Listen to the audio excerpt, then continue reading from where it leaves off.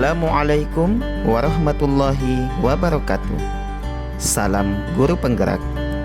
Perkenalkan, saya Suwardi, Guru Pendidikan Agama Islam UPT SPF SD Negeri Arepala, calon guru penggerak angkatan ke-7 dari Kota Makassar. Pada kesempatan kali ini, saya akan memaparkan aksi nyata modul 1.4 Budaya Positif. Latar belakang: lingkungan sekolah merupakan lembaga yang memiliki peran penting dalam membentuk dan menciptakan manusia yang beradab dan berkarakter. Maka dari itu, budaya positif harus ditumbuhkan secara berkesinambungan, baik dalam jangka pendek maupun jangka panjang. Salah satu bagian dari budaya positif adalah keyakinan kelas. Keyakinan kelas merupakan nilai-nilai universal yang diyakini bersama, berasal dari dalam diri dan tanpa paksaan. Murid melakukan sesuatu karena memiliki motivasi yang dibagi menjadi 3, yaitu untuk menghindari hukuman, untuk mendapatkan penghargaan, dan untuk menjadi orang yang mereka inginkan dan menghargai diri sendiri dengan nilai-nilai yang mereka percaya. Murid yang berbuat karena motivasi untuk menghindari hukuman tidak akan melakukannya apabila hukuman itu ditiadakan. Murid yang melakukan sesuatu atas motivasi agar memperoleh penghargaan tidak akan melakukannya jika tidak lagi diberikan penghargaan. Sementara murid yang menghargai diri dengan nilai yang dipercaya akan melakukan sesuatu berdasarkan motivasi dari dalam diri. Dengan keyakinan kelas, murid melakukan suatu tindakan didasari oleh keyakinannya berdasarkan motivasi intrinsik. Sebagai langkah awal dalam mewujudkan budaya positif, murid akan diajak untuk membuat kesepakatan kelas. Kesepakatan kelas bersumber dari nilai-nilai positif yang dimiliki murid, harapan yang diinginkan murid, dan harapan guru pada murid. Kesepakatan kelas disusun bersama antara murid dan guru secara bersama-sama. Kesepakatan kelas berupa kalimat positif, lugas, mudah dipahami, dan bisa ditinjau untuk dikembangkan. Tujuan aksi nyata: yang pertama, memberikan pengalaman kepada murid dalam membuat kesepakatan kelas secara bersama-sama. Yang kedua, murid menerapkan budaya positif agar menjadi pembiasaan pada murid hingga menjadi karakter positif dan berbudi pekerti luhur. Tolok ukur keberhasilan aksi nyata yaitu murid dapat melaksanakan keyakinan yang telah disepakati dengan kesadaran diri. Terwujudnya pembiasaan-pembiasaan yang baik sehingga tercermin profil pelajar Pancasila. Dukungan yang dibutuhkan: yang pertama, dukungan moral dari kepala sekolah, guru, tenaga kependidikan, dan orang tua. Wali kelas memantau murid dalam kegiatan sehari-hari. Yang ketiga, komitmen murid untuk konsisten menerapkan kesepakatan kelas. Lini masa tindakan yaitu yang pertama, menyusun kesepakatan kelas. Yang kedua, mensosialisasikan rancangan aksi nyata kepada kepala sekolah dan guru. Yang ketiga, melaksanakan kesepakatan kelas dalam kegiatan sehari-hari di kelas dan di sekolah. Dan yang keempat, melaksanakan refleksi dan evaluasi.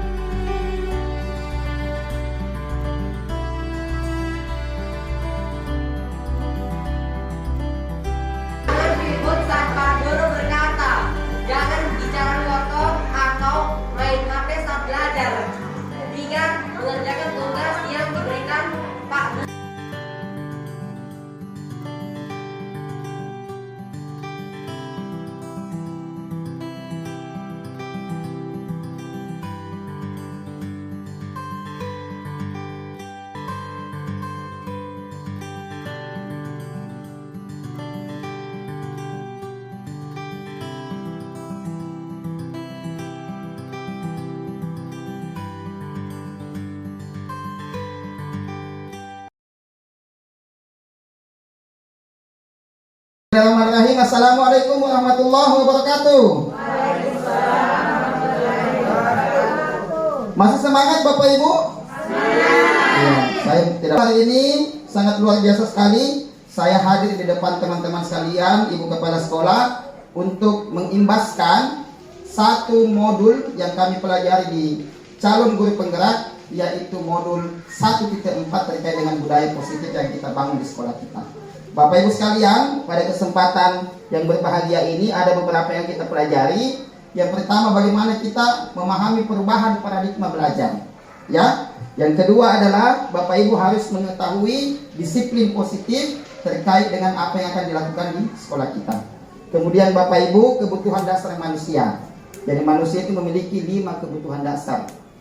Selanjutnya adalah motivasi perilaku manusia. Apa yang memotivasi sebenarnya di perilakunya seseorang, termasuk anak-anak kita, selama dia berada di lingkungan sekolah. Kemudian Bapak Ibu, 5 posisi kontrolnya guru. Jadi ada 5 posisi kontrol, nanti Bapak Ibu akan merasakan, saya di mana ini di posisiku. Nah, seperti itu. Kemudian Bapak Ibu, keyakinan kelas. Jadi kita nanti akan membuat keyakinan kelas, bagaimana konsepnya, caranya nanti kita akan sampaikan. Kemudian yang terakhir Bapak Ibu, bagaimana menyelesaikan permasalahan siswa dengan konsep segitiga restitusi. Baik Bapak Ibu yang hebat, yang pertama, apa itu pembelajaran paradigma baru? Bahwasanya prinsip-prinsip pembelajaran itu harus sudah konsepnya berdiferensiasi. Artinya apa? Bapak Ibu ketika mengajar, ketika anak-anak kita belajar, itu kita harus mempertimbangkan minat, bakat, kebutuhan dan gaya belajar mereka. Makanya Bapak Ibu ketika kita ini pahami, maka anak-anak kita ketika belajar tidak boleh disamakan semua, karena mereka semua berbeda. Tingkat perkembangannya berbeda. Ya, anak-anak kita ketika di asesmen juga harus strateginya berbeda-beda. Tidak perlu sekalian, paradigma baru ini adalah Bapak Ibu harus ingat memperhatikan kebutuhan peserta didik kita. Tujuannya apa? Untuk mencapai atau mewujudkan profil pelajar Pancasila. Bapak Ibu pasti sudah tahu ya, 6 dimensi profil pelajar Pancasila. Dan itu yang harus kita capai pada proses pembelajaran yang kita lakukan.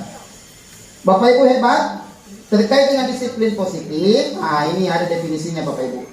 Disiplin itu selalu, kalau kita ditanya, itu selalu berhubungan dengan hukuman. Ya, selalu konotasinya itu ke situ, hukuman. Padahal sebenarnya ketika kita bicara disiplin positif, itu tidak harus selalu dengan memberikan hukuman. Justru itu adalah alternatif terakhir. Hukuman itu alternatif terakhir. Dan kalau bisa sebaiknya tidak digunakan. Ya, ini adalah konsep yang harus kita kembangkan di sekolah kita terkait dengan disiplin positif. Dalam budaya kita, makna disiplin dimaknai menjadi sesuatu yang dilakukan seseorang pada orang lain supaya dia menjadi lebih patuh. Selanjutnya Bapak Ibu sekalian, sebagai pendidik, ya tujuan kita ini adalah menciptakan ya anak-anak kita yang memiliki disiplin diri sehingga berperilaku dengan mengacu pada nilai-nilai kebajikan universal dan memiliki motivasi intrinsik bukan ekstrinsik. Yang mana itu intrinsik Bapak Ibu sekalian? Itu motivasi yang lahir dari dalam dirinya, ya, bukan dari luar. Nanti kita akan perlihatkan yang mana itu motivasi yang dari luar, yang mana yang dari dalam, ya Bapak Ibu sekalian. Nah, saya coba simulasikan Bapak Ibu sekalian. Coba Bapak Ibu berpasangan dulu. Cari pasangan tak? Ibu Hudaya mungkin dengan Ibu Nurhana. Silakan Bu Nurhana. Kemudian Ibu Rasdiana dengan Ibu Parmadia. Kita simulasi contoh ini contoh ya. Pak Sabe dengan Pak Muhtar. Coba Bapak Ibu salah satu dari kita contoh menentukan siapa yang si A, siapa yang si B. Nah, coba ditentukan dulu siapa yang si A. Ya, oke ya. Sudah? Si A nanti coba anggaplah memegang sesuatu di dalam tangannya. Ini contoh. Ini kertas ini sesuatu yang sangat berharga, ya, dan sangat berkesan, sangat bermanfaat, sangat berguna buat kita, ya, sehingga Bapak Ibu akan mempertahankan, ya, si A ini mempertahankan Apapun yang terjadi dia tidak akan menyerahkannya kepada orang lain. Nah, ya. Sedangkan si B nanti membujuk, ya, memaksa, kalau bisa mengiming-imingi, ya, si A untuk bagaimana dia membuka ini. Ya, coba ya kita simulasikan. Sudah siap ya? Sudah ada semua di tangannya? Enggak, sudah ada. Coba silakan si A, ya, mempertahankan yang dimiliki, kemudian si B membujuk. Coba silakan Bapak Ibu dilakukan. Coba, ayo, coba dibujuk dia bagaimanapun bentuknya. Silakan. Ya, bagaimanapun caranya, mau diiming-imingi uang 1 miliar misalnya, terserah. Ya, coba dibujuk sampai dia mau membuka. Ya, ayo. Tadi siapa yang si A ini bersedia membuka kepalan tangannya? Ada? Tidak ada. Si B sudah melakukan usaha? Sudah, Bapak Ibu sekalian. Begini, itu menggambarkan bahwa Bapak Ibu sekalian, bahwa diri seseorang itu, ya, mengontrol dirinya sendiri. Ya. Jadi Bapak Ibu, perilaku itu, ya, ini harus dipahami nih, karena ini akan kembali ke siswa kita nanti.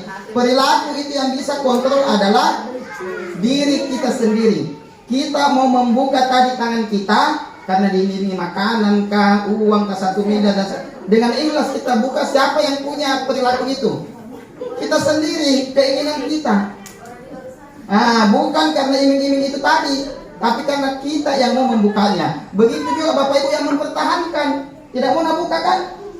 Artinya Bapak Ibu yang bisa mengontrol diri kita itu adalah kita sendiri. Orang lain yang ada di sekitar kita hanya memotivasi kita, memberikan informasi, buka, kita tidak mau. Begitulah anak-anak kita Bapak Ibu sekalian. Perilakunya itu dia sendiri yang kontrol dirinya. Sehingga ada disebut dengan ilusi. Bapak Ibu perintah mereka mungkin, ya, jangan melato-lato kawan, gereti. Mungkin dia berhenti, tapi itu ilusi Bapak Ibu. Karena perilaku itu dia yang kontrol. Makanya Bapak Ibu tidak punya hak sebenarnya ketika anak-anak itu, ya, kita paksakan terkait dengan perilakunya. Makanya Bapak Ibu nanti kita ada cara bagaimana dia meyakini apa yang dia lakukan, perilaku itu baik atau tidak dengan konsep segitiga restitusi.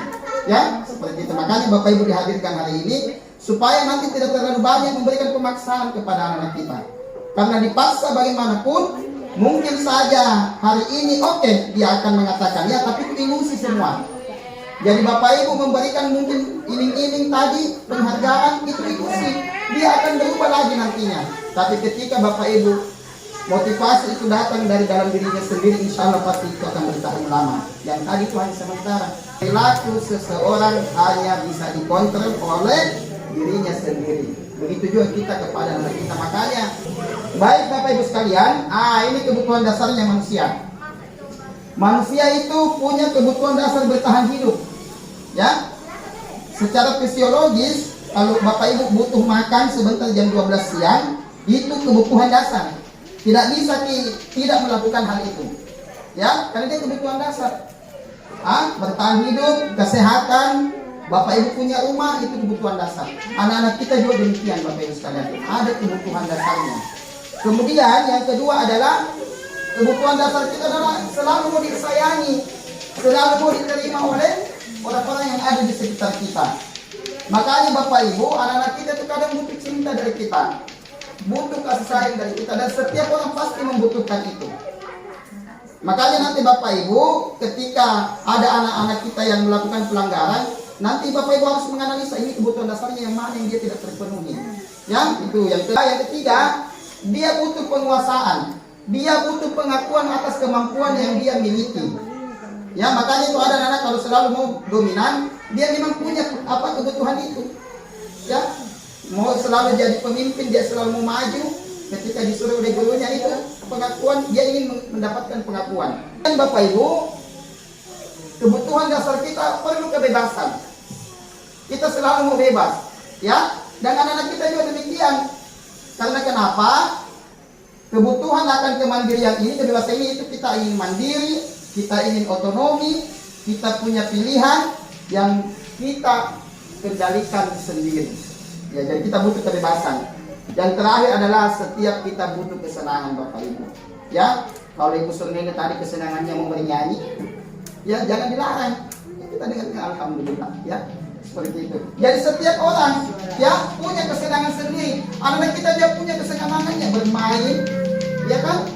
Bapak Ibu, 5 kebutuhan dasar manusia. Tadi apa yang pertama? Kebutuhan, ya kebutuhan untuk hidup, makan, minum, rumah dan sebagainya. Apalagi yang kedua Bapak Ibu? Kasih sayang, mau dicintai, bagus sekali. Yang ketiga, pengakuan, dia ingin selalu diakui kemampuan dirinya. Yang keempat, ya kebebasan. Dan yang terakhir adalah kesenangan. Jadi ingat-ingat itu Bapak Ibu. Jadi nanti kalau ada yang melanggar di sekolah kita, apanya kira-kira yang tidak terpenuhi? Oh, kita kasih contoh kasus. Nah, ini contoh kasus. Ibu Ambar, guru wali kelas 2. Harus di sini Bu Surnene ini. Tapi pindah nih, ya. Di SD Pelita Hati. Sedang bingung menghadapi ulah salah satu murid di kelasnya, namanya Doni. Ini Doni, beberapa anak di kelas 2 datang kepada ibu guru dan mengeluhkan, ini Doni selalu minta bekal makan siangnya temannya. Ya, dia selalu minta makan siang dan paksa-paksa ki. Ya, jika Anda menghadapi situasi seperti Ibu Ambar, apa yang Anda lakukan? Dan menurut Anda kira-kira apa alasan Doni melakukan hal itu? Coba, ada yang bisa menyampaikan? Kira-kira. Nah, kebutuhan dasar ya Bapak Ibu. Yang lain coba. Ya ini ada di atas Bu. Jadi ini Doni selalu minta makan siangnya temannya. Ya, silakan. Pak Safi. Kasih sayang. Jadi dia butuh. Coba perhatikan Bapak Ibu masalahnya. Doni ini selalu memaksa. Ya silakan Ibu Ras. Kalau saya masuk di poin Kesenangan. Tidak apa-apa Bapak Ibu silakan. Kenapa seperti itu? Karena sepertinya si Doni ini sering melakukan hal seperti itu karena dia senang dengan makanan teman-temannya. Sementara bisa jadi dari orang tuanya membekali makanan hal-hal yang tidak dia senangi. Sehingga terjadi kasus seperti itu di kelas. Baik. Ada yang berbeda dengan Ibu Rasdiana? Pas satu itu dia, ya. Ya. Biasanya kalau anak-anak yang memaksa kayak gitu biasa dia tidak dapat sesuatu yang dia lihat dari Oke, dari orang tuanya. Baik, Ibu. Ya, Bu Wanti. Oke, terima kasih Pak. Kalau saya sebenarnya bisa masuk di kasih sayang, bisa juga masuk di pengakuan. Oh iya iya. Kalau dikasih sayang, masalahnya di situ tidak ada jika cerah bilang dia nggak dikasih bekal sama orang tuanya. Dia dikasih bekal tapi masih kurang ya, berarti nggak kasih sayang berarti. Iya. Berarti lebih ke pengakuan, mau dibilang jago. Oke, baik. Bapak Ibu tidak ada yang dari kasus ini pasti kita sudah paham nih sedikit. Oh, nanti kalau ada masalahnya siswata, kira-kira di kebutuhan apa ki ini yang dia tidak terpenuhi. Itu sebenarnya tujuannya dari modul ini. Selanjutnya Bapak Ibu, apa yang melatar belakangi manusia itu berbuat? Itu yang disebut dengan motivasi. Jadi motivasi itu dorongan yang timbul dari dalam diri secara sadar atau tidak sadar, ya, untuk melakukan suatu tindakan dengan tujuan tertentu. Itu yang disebut dengan motivasi. Nah, motivasi itu Bapak Ibu dibagi 3. Yang pertama, ada orang termotivasi karena dia menghindari hukuman. Nanti Bapak Ibu lihat-lihat anak-anak kita, siapa kira-kira yang ketika dia takut dengan hukuman, berarti itu motivasinya. Weh, kau kalau tidak datang ke besok, Pak Guru hukum, kasih berdiri di depan 1 jam. Itu namanya hukuman. Ya, akhirnya dia sedia datang. Yang kedua, mau mendapatkan imbalan atau penghargaan. Nah, kalau ini yang terjadi Bapak Ibu, ya anak-anak kita positif, tapi ketika tidak diberikan lagi penghargaan, hilang lagi motivasi itu. Misalnya kita janjikan, nanti kalau ada yang bagus nilainya, misalnya kita kasih hadiah begitu. Pas tidak ada janji hadiah, hilang keinginan itu untuk menguatkan dirinya untuk melakukan proses pembelajaran yang lebih baik. Nah, Bapak Ibu, dua inilah yang disebut dengan motivasi ekstrinsik. Itu dari luar. Jadi hukuman, penghargaan yang kita berikan itu motivasi ekstrinsik, dan itu motivasi yang semu sebenarnya. Ya, dia tidak akan bertahan lama. Dia akan bertahan pada kondisi itu saja. Setelah jangka panjang hilang itu. Nah, motivasi yang ketiga Bapak Ibu, mereka punya kesadaran diri untuk menjadi orang yang mereka inginkan sendiri, menghargai dirinya dengan nilai-nilai yang dia percaya. Makanya Bapak Ibu, nanti kita akan perlihatkan nilai-nilai kebajikan yang harusnya dimiliki oleh setiap orang. Inilah yang disebut dengan motivasi intrinsik, motivasi yang datang dari dalam dirinya. Dia datang ke sekolah dengan keinginannya sendiri, motivasi dari dalam, tanpa dihukum, tanpa takut dengan hukuman, tanpa takut dengan tanpa ada janji imbalan atau penghargaan. Nah, inilah yang kita akan bangun Bapak Ibu di sekolah kita. Dan memang tidak mudah, tidak bahwa 1 bulan 2 bulan kita kerjakan. Secara kontinu terus menerus kita lakukan supaya ada perubahan-perubahan yang terjadi di sekolah kita. Baik Bapak Ibu sekalian, hukuman dan penghargaan itu adalah konsep mendisiplinkan anak dengan identitas yang gagal. Jadi gagal Bapak Ibu kalau dua ini yang kita lakukan kepada anak sehingga dia mau termotivasi. Ya, yang mana itu kalau hukuman? Ya, hukuman itu yang menyakitkan ya. Kenapa dia dianggap gagal? Karena hukuman itu pasti menyakitkan. Ya, anak-anak terlambat datang, disuruh berdiri. Dan yang kedua, tidak nyaman. Jadi hukuman itu selalu berusaha tidak nyaman Siapapun orang di dunia ini, ketika diberikan hukuman pasti selalu tidak nyaman. Ya. Kemudian murid akan takut. Ya, tidak ada perasaan kebebasan dalam dirinya. Ketika dia berbuat, dihukum ki. Ya, makanya Bapak Ibu, hukuman itu betul dampaknya sangat luar biasa kepada psikologis anak-anak kita. Kemudian cenderung memaksa. Jadi hukuman itu cenderung memaksa. Jadi anak-anak itu merasa terpaksa melakukan hal itu untuk menghindari hukuman. Kemudian Bapak Ibu sekalian, dia akan selalu berusaha menyembunyikan kesalahannya. Ya, jadi tidak alamiah Makanya Bapak Ibu sekalian, hukuman ini saat ini kita berusaha kurangi sedikit demi sedikit. Ya, bagaimana dengan penghargaan? Kenapa dikatakan identitas gagal Bapak Ibu sekalian? Ternyata dia tidak efektif. Ya, penghargaan ini tidak akan efektif, tidak akan membangun motivasi dari dalam dirinya itu anak-anak, tidak alamiah dia. Makanya Bapak Ibu, penghargaan juga termasuk salah satu yang menjadi identitas gagal di dalam konsep modul ini. Kemudian dia akan merusak hubungan. Bagaimana maksudnya? Ketika penghargaan itu diberikan secara tidak adil, maka akan timbul rasa iri. Ya, akhirnya anak yang satu dengan yang lainnya itu saling baku bombeka dan seterusnya. Ya, kemudian yang selanjutnya adalah mematikan kreativitas. Anak-anak kita bekerja melakukan sesuatu karena dia membutuhkan imbalan atau penghargaan tadi. Coba tidak dikasih imbalan atau penghargaan, pasti biasa-biasa saja. Kemudian yang selanjutnya Bapak Ibu adalah menghukum dengan sistem ranking. Nah, alhamdulillah di Kota Makassar kalau kita cek-cek itu tidak ada ranking. Ternyata masih ada juga. Di sekolah kita alhamdulillah tidak ada lagi sistem ranking. Makanya saya selalu berusaha mengajak teman-teman hilangkan itu sistem ranking, hilangkan. Kemudian Bapak Ibu sekalian, merampas hak anak untuk menghargai dirinya.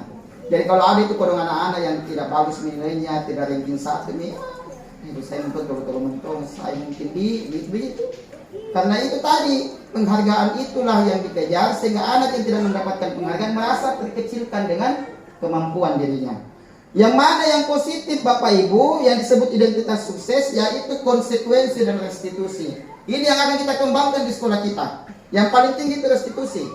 Nah, minimal dulu nanti Bapak Ibu konsekuensi yang kita laksanakan pelan-pelan. Yang mana itu Bapak Ibu sekalian, kalau kita menggunakan identitas sukses konsekuensi, itu penguatannya meskipun bagus tapi jangka pendek.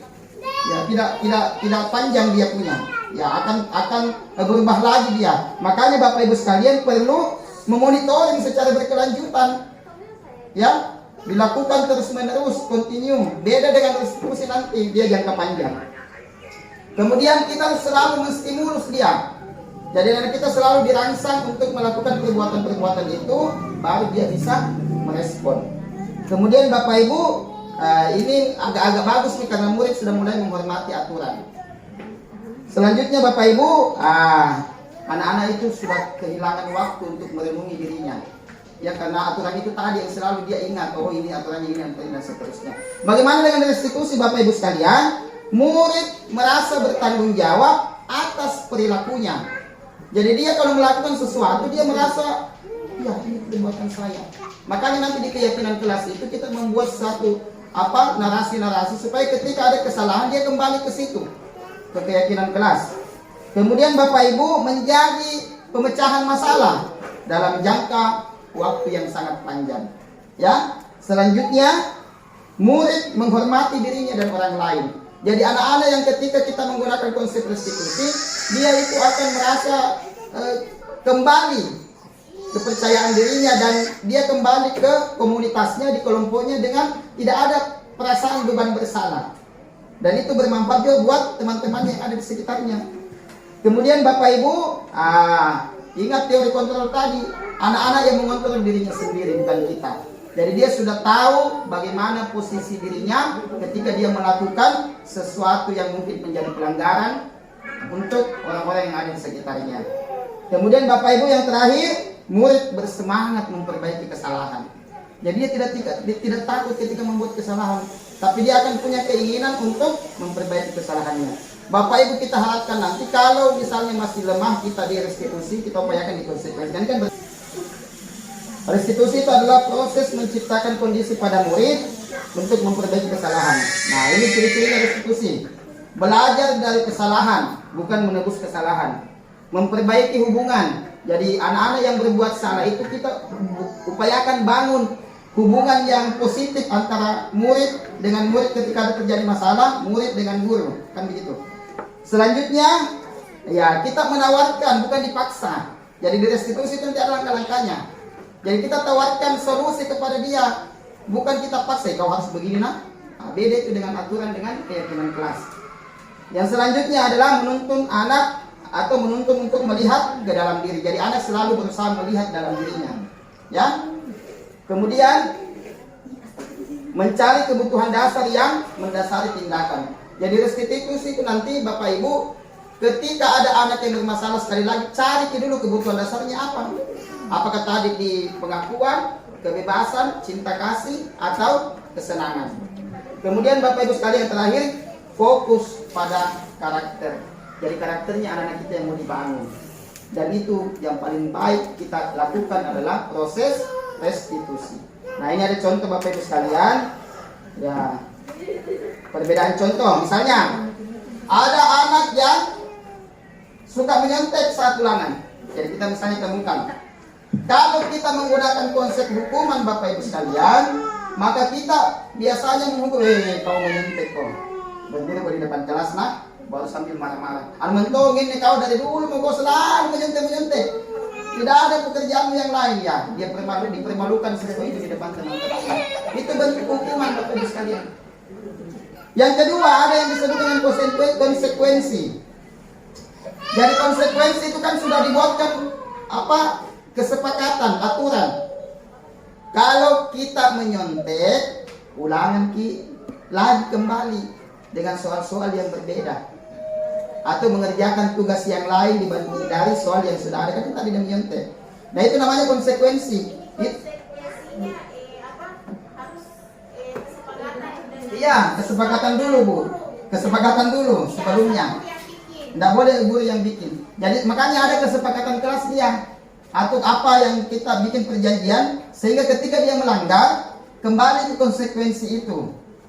Ya, kira-kira apa tadi yang melanggar? Apa konsekuensinya? Contoh misalnya terlambat. Kita bikin konsekuensi. Yang suka terlambat, berapa menit terlambatnya, sebentar tidak boleh istirahat di menit itu. Tapi tinggal belajar untuk menutupi keterlambatan. Tidak boleh dulu pulang, harus ditutupi tadi, setengah jam kita terlambat 30 menit. 30 menit itu dulu tinggal di sekolah untuk belajar. Itu namanya konsekuensi Bapak Ibu. Jadi dia tahu, anak-anak sudah tahu, oh kalau saya sebentar melakukan ini, ada konsekuensinya. Itu positif, tapi tidak jangka panjang. Nah, guru juga tegas, dan siswa pasti akan mengikuti peraturan. Jadi bukan karena datang dari dalam diri, tapi karena peraturan itu yang dia ikuti. Makanya dia jangka pendek Bapak Ibu. Dan itu kita selalu amati, evaluasi terus. Kita selalu dorong terus untuk berbuat yang positif tadi. Yang bagus adalah restitusi Bapak Ibu sekalian. Jadi ketika ada anak yang menyontek, misalnya pada saat ulangan, kita kembalikan kepada keyakinan kelas yang kita sudah bikin bersama. Ya, supaya apa? Permasalahannya ini anak tadi yang menyontek bisa diselesaikan. Maka itu membuat keyakinan kelas itu sangat penting di awal proses pembelajaran kita. Ya, guru juga terbuka. Ya, dia bisa menerima hal-hal yang terjadi di lingkungan sekelasnya ataupun di lingkungan sekolah. Ya, dia tidak akan apa istilahnya langsung marah-marah ketika ada persoalan yang dihadapi oleh siswa yang berhubungan dengan teman-temannya atau berhubungan dengan kita sebagai guru. Kemudian Bapak Ibu, dia akan menghargai dirinya dan menghargai orang lain karena tidak ada vonis yang kita berikan kepada mereka. Kau kalau mentong kemenyentuh presiden kan begitu. Nah, Bapak Ibu, nanti kita pilih. Bapak Ibu mau pilih hukuman, mau pilih konsekuensi atau pilih restitusi. Kalau Bapak Ibu coba ditanya mau pilih yang mana? Yang mana Bapak Ibu? Tidak ada Bu. Cuma dia butuh proses yang lama. Dan iya, betul sekali. Jadi ketika ada anak yang bermasalah, kita harus menyelesaikan itu dengan konsep restitusi. Dan Bapak Ibu sekalian, kami dilatih, diajar untuk disampaikan lagi ke Bapak Ibu supaya bisa menerapkan konsep restitusi di lingkungan sekolah kita. Ya, oke. Minimal dulu posisi kontrolnya Bapak Ibu ya. Ini anuta ini refleksi sendiri makin kita berada di mana. Ada contoh kasus siswa sering terlambat masuk kelas. Kira-kira apa yang kita lakukan? Nah, ini penting dari segi kata-kata, sikap perilaku kepada anak. Ini akan mencerminkan kita sebentar. Yang pertama ada yang namanya penghukum. Jadi posisi kontrol guru yang pertama itu penghukum. Apapun yang terjadi terhadap anak langsung hukuman dikasih. Tahu enggak apa karakteristiknya hukuman Bu? Dia memberikan sesuatu kepada anak yang tidak ada hubungannya. Woi, kau kenapa tidak pakai sepatu warna hitam? Lari-lari ke lapangan 10 kali. Nyambung tidak? Itu hukuman. Bagaimana kalau kira-kira Pak Ali yang melakukan? Kau tidak pakai sepatu sesuai dengan peraturan. Kamu lari-lari 2 kali. Pak Ali salah enggak? Dia masuk ke posisi penghukum tidak? Kira-kira? Betul sekali. Tidak menghukum karena memang paling guru olahraga. Kita guru apa? Guru agama. Kita tidak suruh push up misalnya. Betul sekali Bapak Ibu sekalian. Kembalikan konsekuensi tadi. Kalau dia terlambat, apa yang dia harus lakukan sesuai dengan apa yang menjadi kebutuhan anak kita dari kita. Saya kan guru agama. Ya disuruh mengaji kah, disuruh azan kah, dan seterusnya. Nah itu penghukum Bapak Ibu ya. Berdiri di depan kelas, angkat kaki satu, sekali tidak ada. Saya kuliah kalau ada terlambat, dia akan masuk mau dari rumahnya. Itu juga tidak positif Bapak Ibu. Minimal dia tahu bahwa terlambat itu keliru. Penghukum itu sangat tidak memberikan nilai positif kepada, bahkan bisa merusak jiwa dan mental anak-anak kita. Posisi kedua, ada yang begini di sini kan? Posisi ini ada. Jadi refleksi sendiri diri tadi. Ya. Yang kedua, pembuat rasa bersalah. Ini contoh-contoh ini. Ketika dia terlambat, dia tolong berapa kali Pak Guru bilang, kasihan. Sudah mau kasih tahu, jangan kau suka terlambat. Nah, dia kecewa sekali sama kau, terus terang kecewa sekali. Karena tinggalkan itu anak. Dia ini anak-anak udah ibu di situ ini apa deh? Merasa aku kecewa, aku yang gitu. Kemudian yang posisi ketiga, dia berposisi sebagai teman. Ya, jadi ketika dia berbicara, ya teman jadi, ayolah mau disiplin saya kebaco misalnya, no? Ya, buatlah Pak Guru ini bangga. Lain kali jangan begitu nah. Ya kan itu kalau teman begitu, tidak apa-apa jika salah diasih sekali. Kira-kira yang dari tiga ini yang mana positif Bapak Ibu? Temannya, tapi bahayanya adalah ketika itu foto-foto nanti di orang pusat. Jadi itu anak akan menganggap posisi dia dengan guru itu sama, setara. Jadi maunya jadi biasa sama aja teman. Gitu. Berikutnya adalah sebagai pemantau. Ini agak positif sedikit. Jadi ketika ada anak-anak yang melanggar seperti kasus di atas, ya dia sampaikan ya, kamu sudah melanggar ini baco. Apa peraturannya kan? Iya harus datang Pak Guru jam 7. Ya kamu berarti melanggar ya, iya melanggar Pak. Apa konsekuensinya? Ya sesuai kesepakatan Pak. Saya harus tinggal sebentar, berapa menit yang saya tinggalkan. Kan begitu.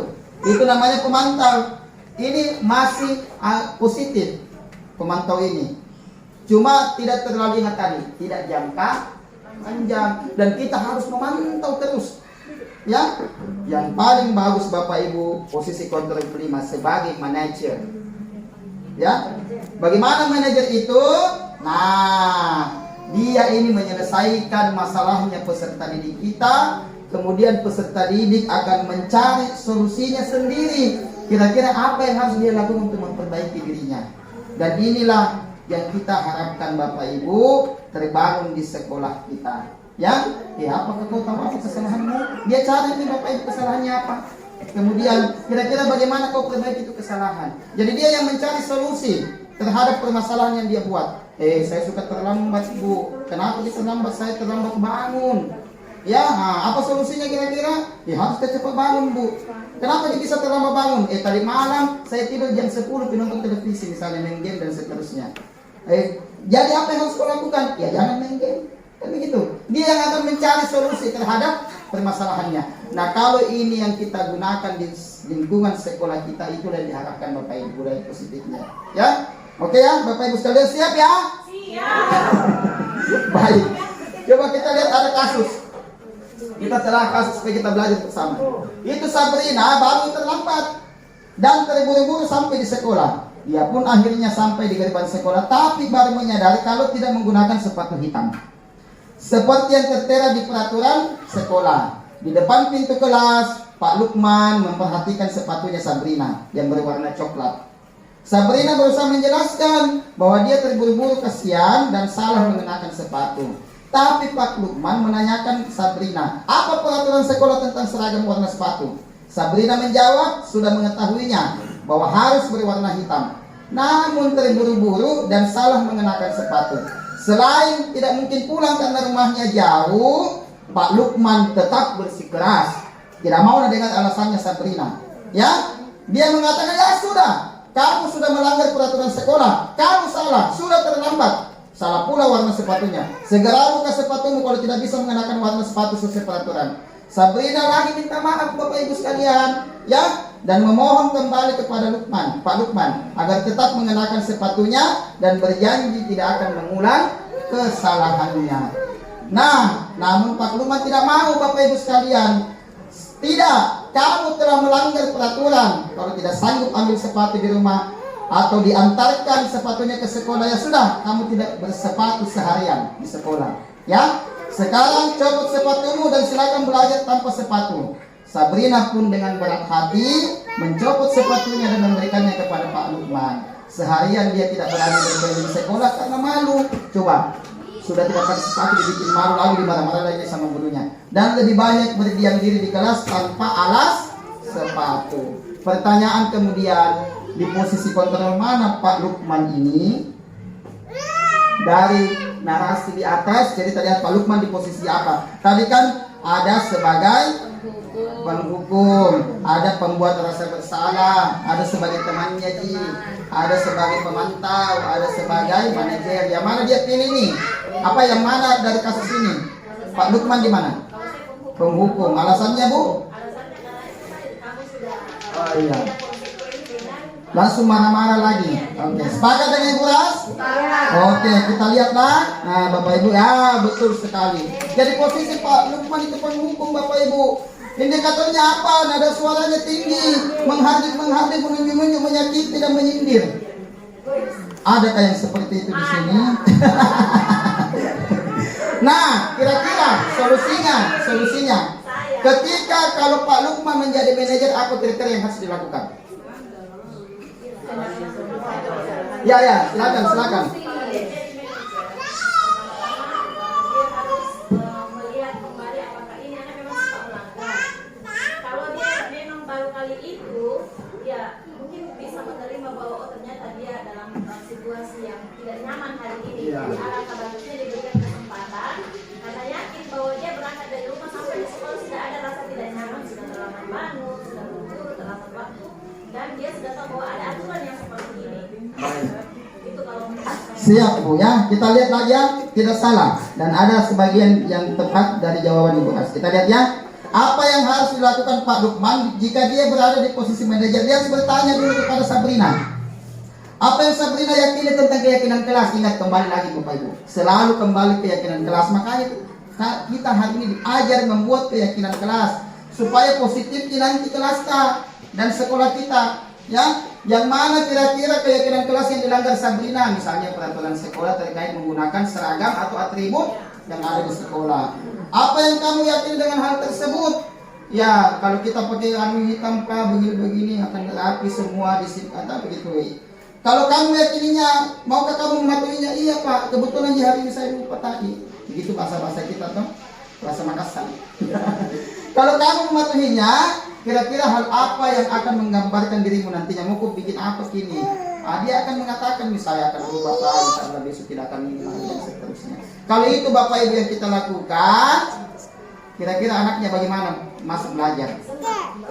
Bahagia, senang. Nah memang itu tujuannya Bapak Ibu Kementerian merubah paradigma pendidikan kita hari ini untuk membuat semua yang ada di lingkungan sekolah ini bahagia. Jadi bukan cuma Bapak Ibu disuruh bahagia, murid tak juga kasih bahagia. Iya, makanya semua harus bahagia. Itu keyakinan kelas. Nah ini yang kita intinya pertemuan kita hari ini yang akan kita bikin nanti di kelas kita masing-masing. Mengapakah harus keyakinan kelas? Kenapa bukan peraturan saja? Kan ada biasa tata tertib tuh.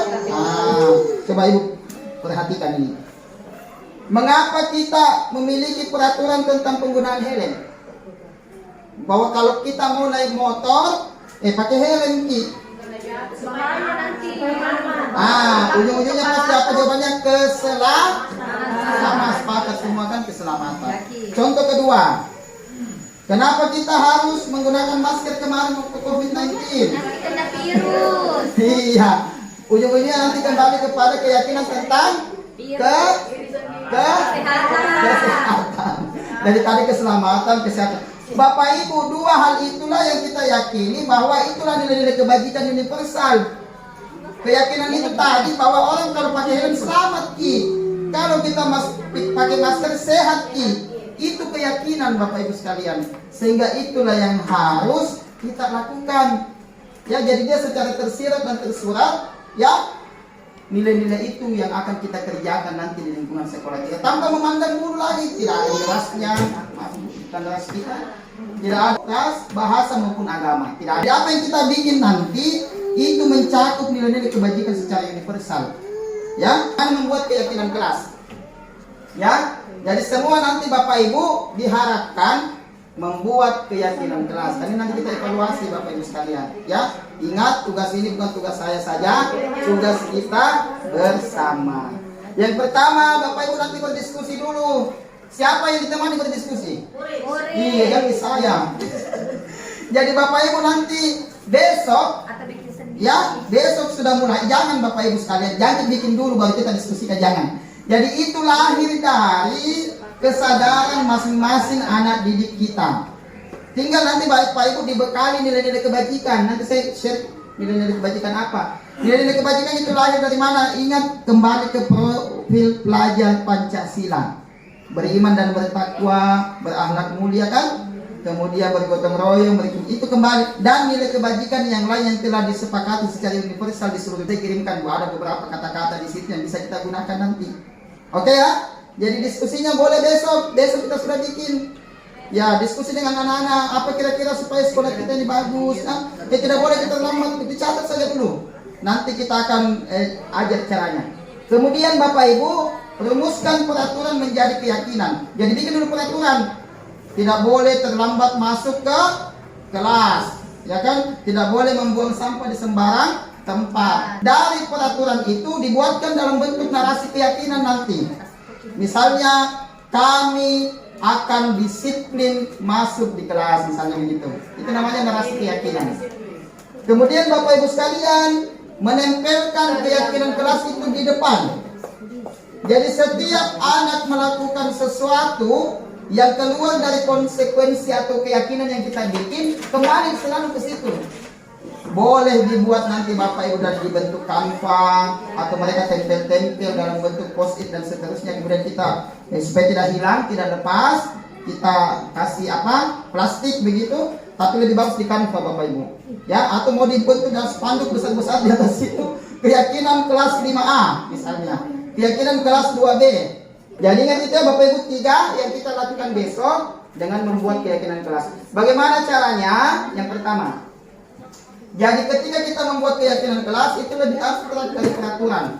Artinya apa? Tidak secara spesifik langsung mengatakan tidak boleh terlambat masuk di kelas. Tidak seperti itu. Tapi lebih abstrak, artinya lebih banyak hal yang bisa dicakup di dalamnya. Ya? Ya. Jadi dia nanti kalimat-kalimatnya itu abstrak, tidak terlalu langsung, tidak boleh terlambat, tidak boleh buang sampah. Itu juga bisa Bu. Pokoknya dia umum lah, abstrak itu. Ya. Kemudian berupa pernyataan universal. Nah, ini tadi saya bilang jangan spesifik terlambat tadi. Tapi apa kira-kira yang bisa beberapa bagian peraturan itu masuk ke dalam narasi yang kita buat, pernyataan yang kita buat. Ya, begitu Bapak Ibu ya, nanti kita bantu ada contohnya di sini. Kemudian dibuat dalam bentuk kalimat positif. Yang mana itu tidak boleh ada kata tidak. Semuanya positif. Ya, kata jangan hilangkan, ya. Pokoknya dibuat positif semua kalimatnya. Sedikit saja agar mudah diingat. Jangan sampai nanti saya share 50 kebajikan diambil semua. Jangan Bapak Ibu 3 dulu, misalnya di satu semester ini. Jadi 3 itu kita akan konsisten nanti lakukan, ya. 3 nilai-nilai kebajikan yang menjadi keyakinan kelas kita. Yang mana kira-kira yang masuk di semua, terkait sampah, terkait kedisiplinan kehadiran, tidak berkelahi dengan temannya, tidak mencontek, menghargai orang dewasa. Itu kita cari satu narasi atau kalimat pernyataan yang mudah diingat oleh anak-anak kita. Selanjutnya Bapak Ibu sekalian, sesuai dengan kondisi kelas atau sekolah agar mudah diterapkan. Ya sampai kita bikin tidak bisa diterapkan karena tidak sesuai dengan kondisi tak. Yang terakhir adalah semua warga sekolah harus dilibatkan. Jadi mulai dari satpam kita, tukang-tukang bersih kita di sini, penjaga kantin, termasuk orang tua. Orang tua Bapak Ibu kalau sudah ada keyakinan kelasnya di-share di grup. Karena biasa dia kasih terlambat anaknya. Kenapa diterlambat anak ini mamaku lama sekali bangun baru mau pergi kantor dulu ya coba. Jadi itu orang tua harus tahu keyakinan kelas yang kita bikin. Sehingga kalau anak-anaknya direstitusi, sekalian dia jadi ini gambaran bagaimana nanti kita membuat keyakinan kelas. Bapak Ibu, ini yang terakhir.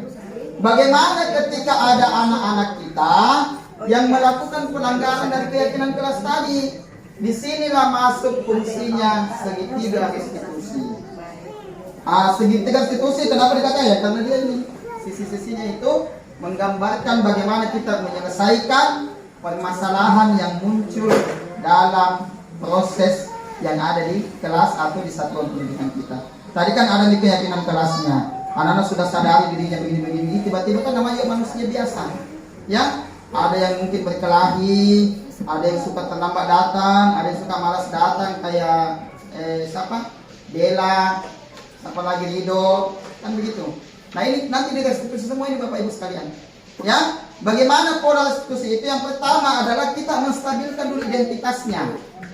Ya, jadi kalau ada yang berkelahi kan emosinya tinggi biasanya. Sebagai kayak Adrian kemarin misalnya, itu cocok sekali restitusi itu. Ya, bagaimana dia punya identitas itu distabilkan. Jadi pertanyaan-pertanyaannya itu adalah terkait dengan nilai-nilai apa yang dia miliki sebenarnya. Kau itu sebenarnya orang baik ya kok.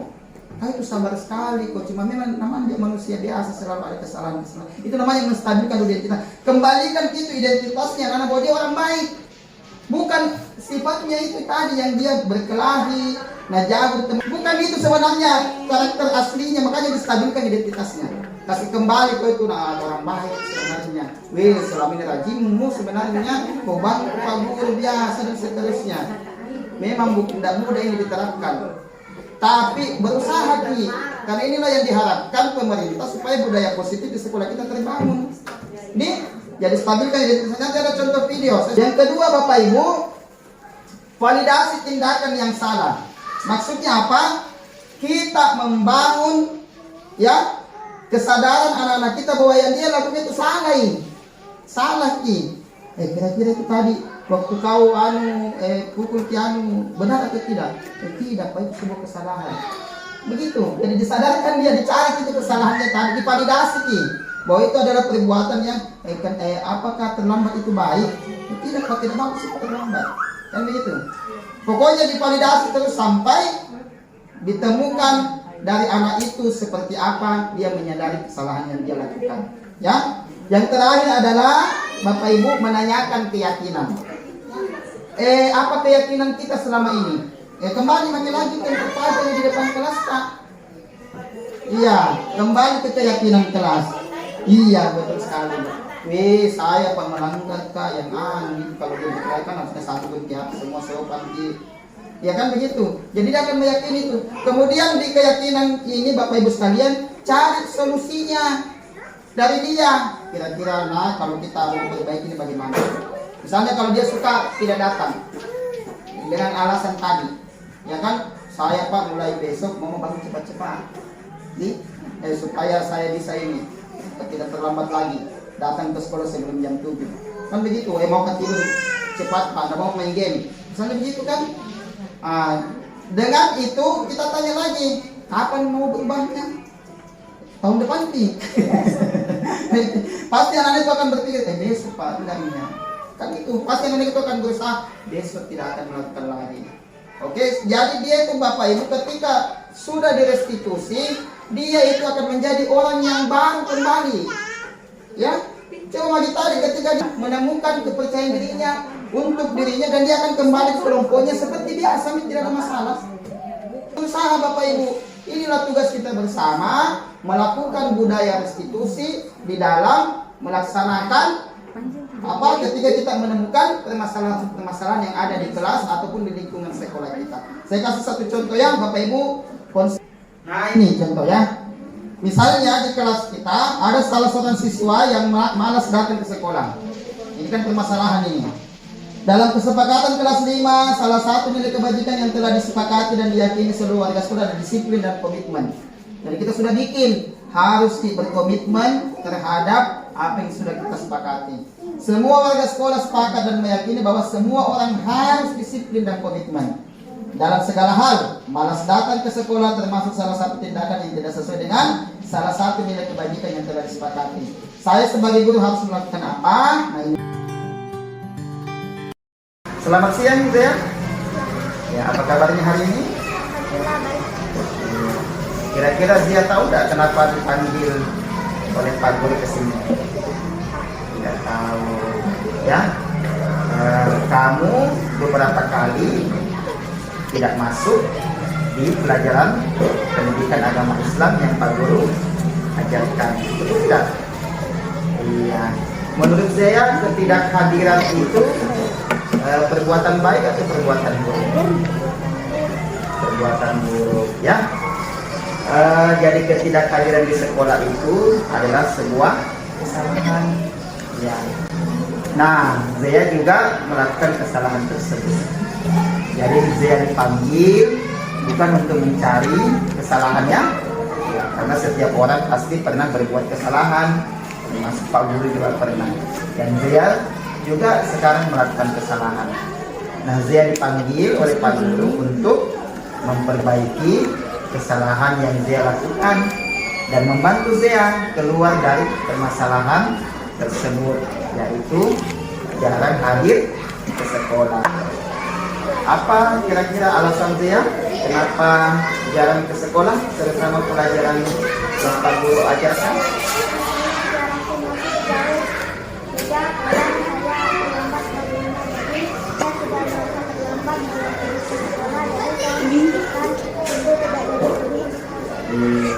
Jadi kenapa dia tidak ke sekolah? Karena terlambat bangun. Kemudian jarak rumahnya juga jauh, ya. Akhirnya dia mengurangkan niat untuk ke sekolah. Dan itu berulang-ulang ya dia lakukan. Nah, kira-kira Zia masih ingat tidak keyakinan kelas, kesepakatan kelas yang pernah kita buat di awal pembelajaran ini? Kira-kira apa? Iya, disiplin dan memiliki komitmen. Menurut Zia itu penting tidak bagi kita. Ya, kemudian disiplin dan komitmen itu bermanfaat tidak bagi kita. Baik. Nah, sekarang Pak Guru mau tanya, apa kira-kira yang Zia perlukan untuk bisa ke sekolah setiap hari dan tidak terlambat? Kira-kira apa yang Zia akan lakukan?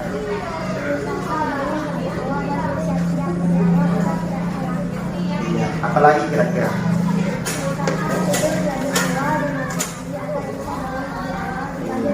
Baik, bagus sekali ya. Jadi Zia sudah bertekad untuk bangun lebih awal supaya tidak terlambat datang ke sekolah. Kemudian pada malam hari tidurnya lebih awal supaya bisa bangun lebih cepat dari biasanya. Ya. Menurut Zia kapan kira-kira Zia akan melakukan hal yang baik ini? Pak, insya Allah saya sudah bertekad untuk hadir di sekolah setiap hari. Iya, baik. Jadi mulai hari ini Zia sudah berjanji ya, sudah bertekad untuk tidak mengulangi kesalahan yang kemarin dengan hadir di sekolah setiap pelajarannya setiap hari. Nah, insya Allah kalau itu yang Zia lakukan, Zia akan menjadi pribadi yang lebih baik lagi. Jadi rajin hadir di sekolah, ya, berkomitmen untuk menuntut ilmu dengan sungguh-sungguh, ya. Insya Allah nanti Zia akan menjadi kebanggaan orang tua, bermanfaat untuk orang yang ada di sekitar Zia, ya. Oke, Zia, terima kasih ya. Assalamualaikum dulu. Ya, oke. Silakan kembali ke kelas. Bapak Ibu sekalian, terkait dengan bagaimana kita merestitusi anak-anak kita yang mengalami permasalahan, supaya apa? Dia bisa kembali ke kelompok belajarnya dengan percaya diri, dengan tidak merasa orang yang tidak lagi berguna, begitu kan biasa seperti itu Bapak Ibu sekalian. Makanya kita harapkan Bapak Ibu sekalian setelah hari ini kita akan mungkin besok ya, jadi hari ini kita tidak akan menyusun keyakinan kelas itu. Karena tadi polanya seperti apa? Bapak Ibu yang harus berdiskusi dulu dengan murid. Kita coba lihat Bapak Ibu sekalian contoh keyakinan kelas. Ada di kelas tinggi, ada di kelas rendah.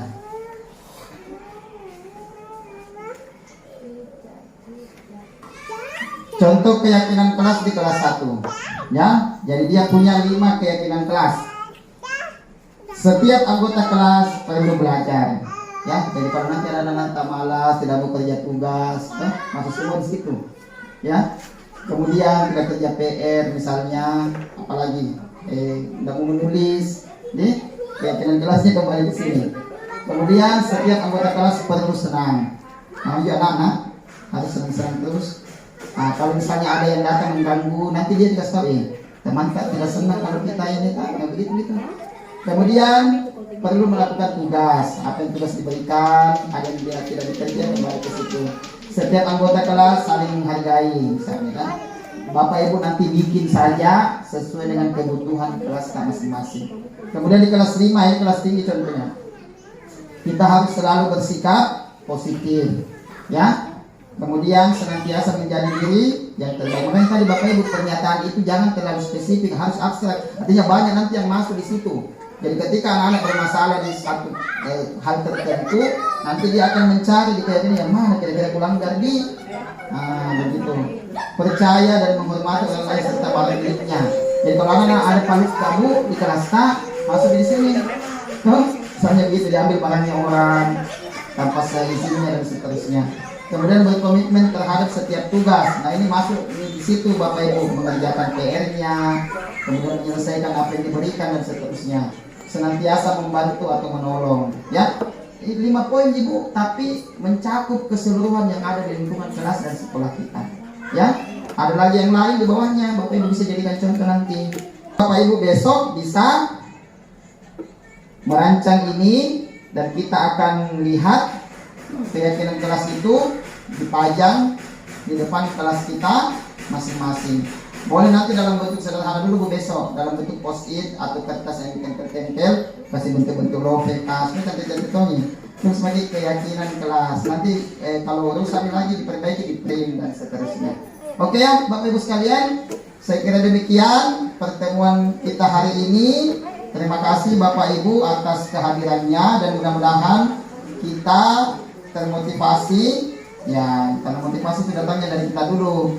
Ya, nanti kita mau motivasinya intrinsik, sedangkan kita ekstrinsik. Ya, kita rajin melakukan sesuatu karena mau nilai SKPK tinggi. Itu ekstrinsik atau intrinsik? Iya, ekstrinsik Bapak Ibu. Intrinsik itu sudah datang. Kita ini guru, kita yang mendidik. Ya, kembalikan selalu itu. Jadi kalau Bapak Ibu melakukan sesuatu karena hukuman, tidak mau dikasih nilai dan seterusnya, itu berarti dia masih ekstrinsik. Mau dipuji-puji, kalau tidak datang dicepain, tidak dipuji, itu juga ekstrinsik. Harus lahir di dalam jiwa kita. Kehadiran kita, mengerjakan tugas di kelas, kita kembalikan, oh ini tanggung jawabku dan seterusnya.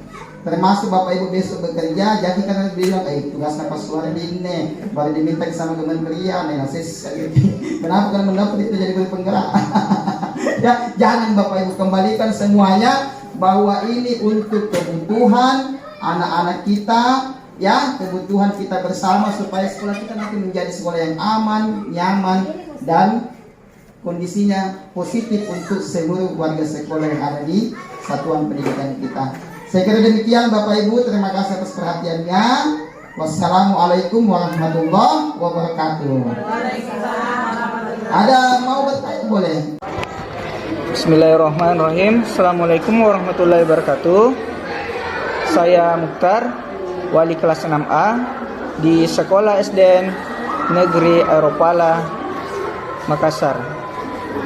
Menurut saya, dari apa yang sudah disampaikan oleh Pak Suwardi terkait budaya positif di sekolah sangat baik diterapkan, terutama kedisiplinan siswa. Karena kita jadi lebih tahu bagaimana cara mendisiplinkan siswa dengan kesadarannya sendiri atau dengan keyakinannya sendiri. Dan kita juga lebih tahu bagaimana posisi guru untuk mendisiplinkan siswanya, apakah sebagai pemberi hukuman atau sebagai pemantau ataukah sebagai manajer. Mungkin sekian yang dapat kami sampaikan. Terima kasih Pak Suwardi atas banyak masukannya dan ilmunya yang diberikan. Assalamualaikum warahmatullahi wabarakatuh. Assalamualaikum warahmatullahi wabarakatuh. Nama saya Zia, kelas 5A. Alhamdulillah di kelas kami telah menyusun kesepakatan kelas dipandu oleh Pak Suwardi. Semoga kesepakatan kelas yang telah kami susun dapat diterapkan di kelas dan di sekolah agar kami dapat belajar dengan aman dan nyaman. Terima kasih Pak Suwardi.